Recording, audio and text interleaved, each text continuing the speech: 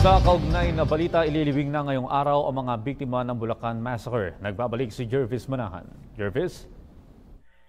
Yes, Audrey, sa ilang sandali na lamang ay dadalhin na sa St. Joseph the Worker Parish ang mga labi ng biktima ng Bulacan Massacre. Pero hanggang sa mga oras na ito ay nandito pa tayo sa Lamay kung saan nandito si Dexter Carlos at hindi maipinta ang kanyang muka sa sobrang lungkot. Nandito din ang kanyang mga kaanak na nanggaling pa sa Cagayan Valley.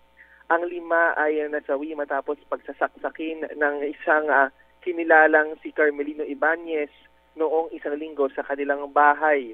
Kahapon nga ay dumalo pa dito si Pangulong Duterte at si PNP Chief Bato de la Rosa at tiniyak nila kay Carlos na ongoing naman ang investigation. Sa ngayon ay napakalungkot na mood dito. Lahat ng mga kaanak ay nagsuot ng puti na may nakasulat na justice for the names of the victims. Tapos nga naman ay nakasulat na ibalik ang death penalty. Nga panawagan nila na ibalik ang death penalty para maparusahan yung nagkasala.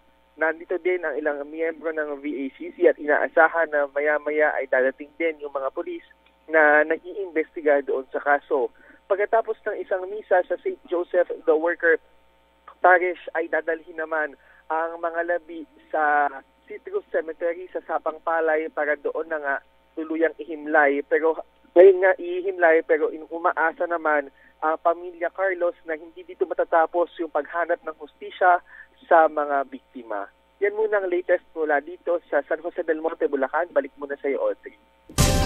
Maraming salamat, Jervis Manahan.